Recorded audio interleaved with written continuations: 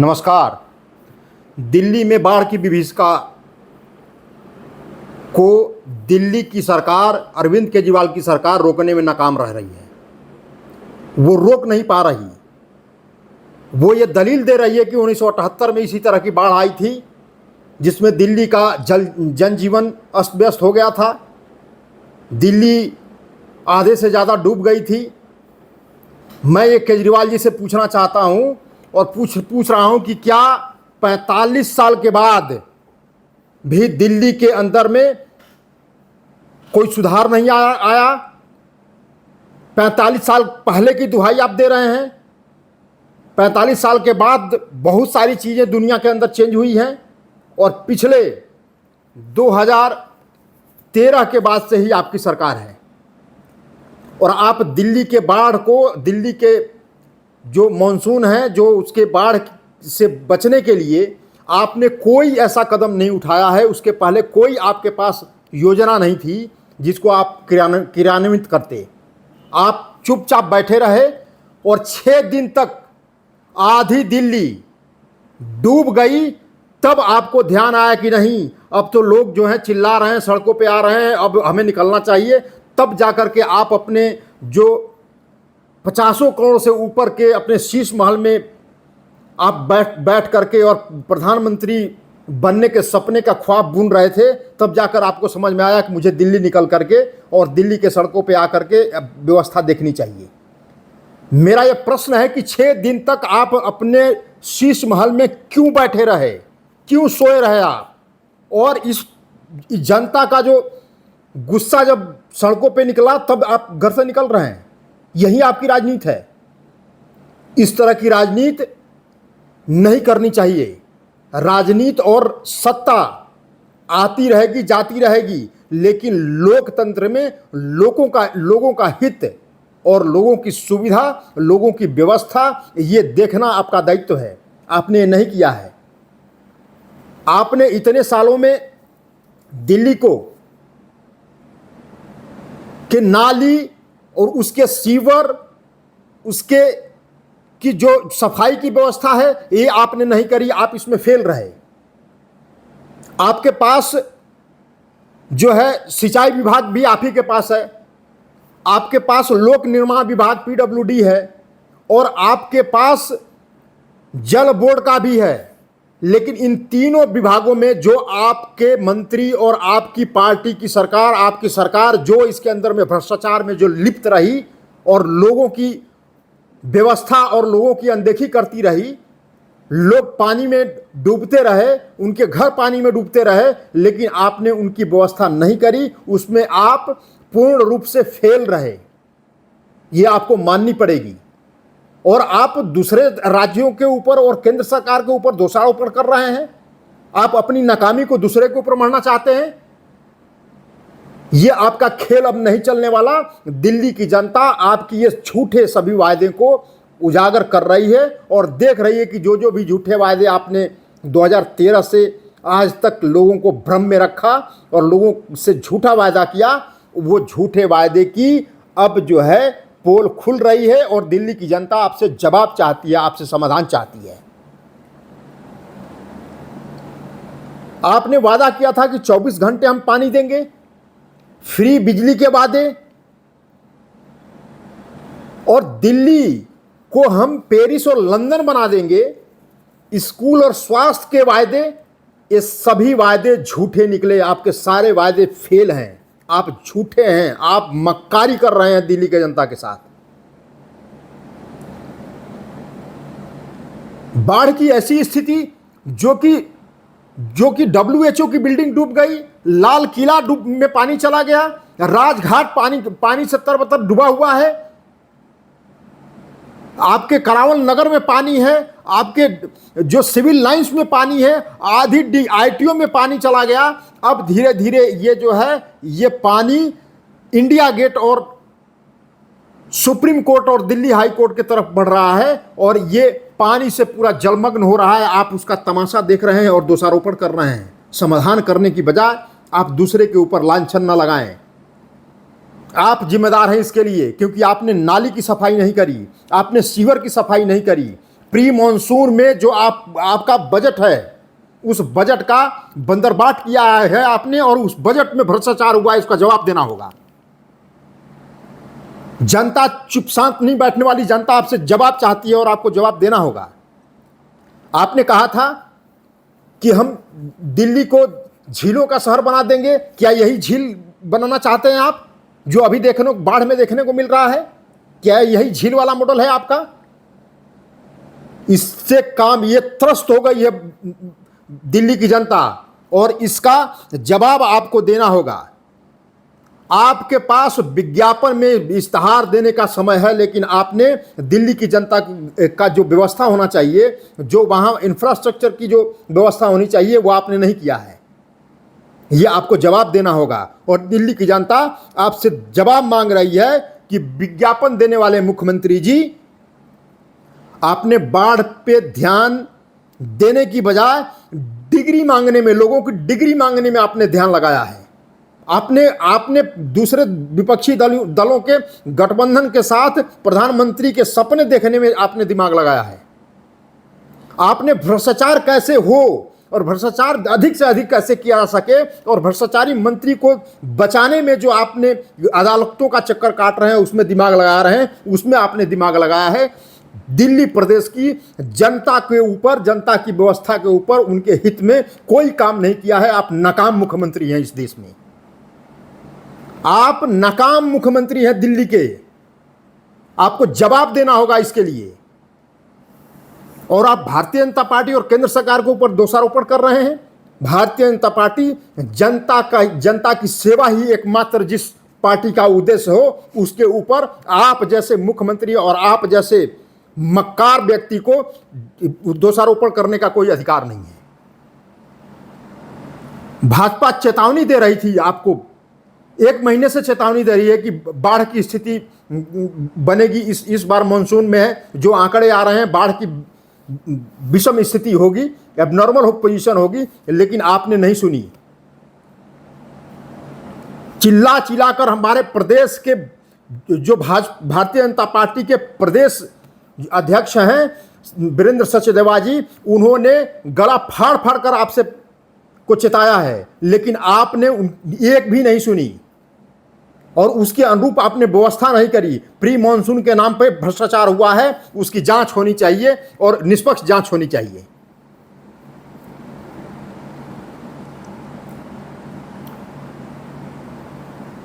WHO के पास जो drain number 12 का एक गेट टूट गया, और आपका कोई मंत्री वहां पे, कोई आपका जो पार्टी का नुमाइंदा, आपके सरकारी नुमाइंदा कोई वहां नहीं पहुंचा। वहां सबसे पहले भारतीय जनता पार्टी का कार्यकर्ता पहुंचता है और फिर आपको आगाह करता है कि यहां टूटा हुआ है, और WHO जैसी बिल्डिंग में पानी चला गया, लेकिन आप घर से बाहर नहीं निकले। जब हल्ला मचाया गया भारतीय जनता पार्टी के कार्यकर्ताओं के द्वारा, तो आप वहां से निकले, और निकल करके फोटो खिंचवाने के लिए आप निकल रहे हैं। आपके मंत्री, आप अपने मंत्रियों को साथ में लेकर के फोटो शूट करा रहे हैं। आप ये फोटो शूट कराने का समय है। बाढ़ में, इस आपदा की घड़ी में सबको साथ मिलकर कंधे से कंधे लगाकर काम करने की जरूरत है। आप दोषारोपण न करें। आप ये कहें कि इस समय मिलकर के इस आपदा से निपटने की कैसे योजना बनाई जाए, उसके ऊपर ध्यान दें। आप इधर उधर की बातें न करें। आपके यहाँ सड़कें टूट रही हैं, सड़कें धंस जा रही हैं बारिश में। आपकी वर्ल्ड क्लास की सड़कें कहां गई? दिल्ली का कूड़ा आप उत्तर प्रदेश में लाकर गाजियाबाद में डंप कर रहे हैं। यही आपका पेरिस और लंदन का मॉडल है। आपके 11 से 12 ट्रक जो है वो थाने में बंद है गाजियाबाद के। आपके एमसीडी के ऊपर FIR हो रहा है, उसकी शिकायत हुई है लेफ्टिनेंट गवर्नर के पास, और आप यही मॉडल देना चाहते हैं। आप पूरे, आपके पास MCD भी है पूरा का पूरा, आपके पास PWD भी है, आपके पास इरिगेशन डिपार्टमेंट भी है, आपके पास वाटर डिपार्टमेंट भी है, फिर भी आप नाकाम रहे। अब इसके अलावा क्या चाहिए आपको? आपको पूरा देश आपके हाथों में कैसे कोई देने के लिए सोचे। आप एक छोटे से स्टेट दिल्ली को नहीं संभाल पा रहे हैं, आप देश के लिए देश का प्रधानमंत्री बनने का जो मुंगेरी लाल का सपना देख रहे हैं वो ठीक नहीं है, वो सपना आपका अधूरा ही रहेगा। इस बाढ़ में 3 वाटर ट्रीटमेंट प्लांट बंद हो गए। दिल्ली की जनता आने वाले कुछ दिनों, 1-2 दिनों के अंदर में पानी, एक एक बूंद पानी के लिए, पीने वाले पानी के लिए त्राह त्राह करेगी। उसका क्या समाधान है आपके पास? 3 प्लांट बंद हो गए। दिल्ली में पानी कैसे सप्लाई होगी? पीने का लोगों के पास पानी कैसे मुहैया होगी? इसके बारे में आपके पास कोई योजना नहीं है। दिल्ली में दिनों दिन आपके 2013 के बाद दिल्ली में हम लोगों के सामने अतिक्रमण पे अतिक्रमण होते रहे और यमुना नदी की सफाई नहीं हुई। उसके अंदर में जो मलबे थे उसको साफ नहीं किया गया। यमुना नदी दिनों दिन संकीर्ण होती जा रही है और आपने उसके ऊपर ध्यान नहीं दिया। ये भी एक बाढ़ का सबसे बड़ा कारण है कि आपने अपने आंखों के सामने अतिक्रमण होने दिया दिल्ली के अंदर, और एक खास समुदाय को आपने बढ़ावा दिया है अतिक्रमण करने में। और आप कह रहे हैं कि हम दिल्ली को वर्ल्ड क्लास बनाएंगे। यही वर्ल्ड क्लास का मॉडल है जो आप देश को देना चाहते हैं। पीडब्ल्यूडी मिनिस्टर, आप ये तो छोड़िए, ये हद ये हो गई कि जो आपके पीडब्ल्यूडी मिनिस्टर हैं उनके घरों में पानी चला गया, तब वो घर से बाहर निकली कि जनता तो कहीं डूब नहीं रही है। दिल्ली में जनता सड़कों के ऊपर अपना टेंट, अपने आप ही टेंट डाल करके वो अपना राहत बचाव का कार्य कर रही है और भारतीय जनता पार्टी के कार्यकर्ता इसके बचाव में लगे हुए हैं। उनकी मदद से वो अपने लोग जान बचा रहे हैं। भारतीय जनता पार्टी की प्रदेश इकाई उनको राशन, पानी, दवा, खाने के सामान वो मुहैया करा रही है। लेकिन आप के कार्यकर्ता और आप इतने नशे में चूर हैं, सत्ता के नशे में इस तरह चूर हैं कि आपको जनता की परेशानी और ये बाढ़ आपको दिखाई नहीं दे रहा है। राष्ट्रीय राजधानी जो दिल्ली है ये पूरे देश की राजधानी है और इसको पूरे विश्व में एक अलग नजरिए से देखा जाता है। उसका नाम बदनाम किया है केजरीवाल जी आपने। दिल्ली इस समय शर्मसार है और आप जो है ब्लेम गेम की राजनीति खेल रहे हैं। कभी कहते हैं कि हरियाणा जो है पानी ज्यादा छोड़ देता है, कभी आप कहते हैं कि हरियाणा पानी नहीं दे रहा। आपकी ये नीति, ये ब्लेम गेम खेलने वाली नीति अब बंद होगी और दिल्ली की जनता अब जागरूक हो गई है, आपसे सवाल पूछेगी। दिल्ली की जनता दिनों दिन झेल रही है आपके इस जो झूठे वादे का शिकार हो रही है दिल्ली की जनता, और दिल्ली की जनता इसका बदला 2024 के इलेक्शन में आपसे लेगी। आप ध्यान रखिए, आप नशे में चूर हो गए हैं। और मेरा अरविंद केजरीवाल जी आपसे कुछ जो है आंकड़े आपके सामने रख रहा हूं। जब कर्मचारी को आप वेतन नहीं दे पाते हैं उस समय आपको मोदी जी याद आते हैं कि मोदी जी पैसा दें। आपके पास विज्ञापन छापने के लिए, इश्तेहार देने के लिए मैंने 500 करोड़ से ज़्यादा, 5000 करोड़ से ज़्यादा इश्तेहार छाप देते हैं और आपको यहाँ के दिल्ली के कर्मचारियों को वेतन देने के लिए आपके पास पैसे नहीं है। वेतन देने के लिए फिर आप मोदी जी के पास जाते हैं। प्रदूषण की समस्या जो दिल्ली गैस चैम्बर बना हुआ है उसके लिए भी आप हरियाणा और पंजाब को दोष देते थे। अब तो पंजाब में आपकी सरकार है, अब जब पंजाब में आपकी सरकार बन गई तो आप हरियाणा का दोष दे रहे हैं। आप कह रहे हैं केंद्र सरकार हमें मदद नहीं कर रही है, फिर मोदी जी आ जाते हैं वो प्रदूषण को कंट्रोल करने के लिए। ऑक्सीजन की समस्या हुई कोरोना में, आपने ऑक्सीजन मुहैया नहीं करा पाए, फिर मोदी जी ने मुहैया कराया। फिर आपने आगे चलो कोरोना महामारी में बेड की व्यवस्था नहीं हुई, बेड पर्याप्त नहीं थे, उसके लिए फिर केंद्र सरकार, मोदी जी वहाँ खड़े हुए तो बेड की व्यवस्था हुई। कोरोना वैक्सीन की समस्या आपके सामने आई, फिर वहाँ मोदी जी खड़े हुए, फिर कोरोना वैक्सीन लोगों को मुहैया कराया, फिर लोग, दिल्ली के लोगों को कोरोना का वैक्सीन लगा। डेंगू की बीमारी की समस्या आई, फिर वहाँ केंद्र सरकार और मोदी जी खड़े हुए, तब जाकर के डेंगू को कंट्रोल किया गया। आरआरटीएस जो रेल है, रीजनल रेल जो दिल्ली से मेरठ के लिए चलाई जा रही है, केंद्र सरकार ने कहा कि आपका जो कंट्रीब्यूशन है इसके अंदर जो फंड आपको देना है, आप फंड नहीं दिए। ये मामला सुप्रीम कोर्ट में गया और सुप्रीम कोर्ट आपसे पूछा कि आप इसमें क्यों नहीं दे रहे हैं। आपके पास विज्ञापन में पैसे लगाने के लिए पैसे हैं, सुप्रीम कोर्ट के बड़े बड़े सीनियर एडवोकेट को देने के लिए 50 करोड़ से ज़्यादा आपके पास फंड है, लेकिन आरआरटीएस रेल में जो रीजनल रेल है उसके लिए आप पैसे क्यों नहीं दे रहे हैं? और माननीय सुप्रीम कोर्ट ने आपने पिछले 3 साल का विज्ञापन का बजट आपसे मांगा है, तो आपको शर्म आनी चाहिए कि इस तरह की टिप्पणी जब माननीय सुप्रीम कोर्ट करता है तब पर भी आप कहते हैं कि नहीं, मेरा फंड जो है, मेरा पोर्शन का फंड केंद्र सरकार दे। क्यों दे? सारा जब केंद्र सरकार कर रही है तो आप सिर्फ फीता काटने का काम कर रहे हैं वहां और लोगों के ऊपर दोषारोपण कर रहे हैं। यही आपका राजनीति करने का तरीका है। ये अराजकतावादी लोग, ये अति महत्वाकांक्षी लोग, ये देश के लिए बहुत खतरनाक है। मैं दिल्ली के जनता को भी सचेत करना चाहता हूं कि जिस अरविंद केजरीवाल जी को आपने शानदार भारी बहुमत से आपने दिल्ली के अंदर जिताया, वो केजरीवाल जी हर वायदे के ऊपर अपने आप को गलत साबित हुए। वो झूठे वायदे उन्होंने किया था और दिल्ली को जनता को ठगने के लिए वायदे किया था। ये मैं सचेत करना चाहता हूं दिल्ली की जनता को।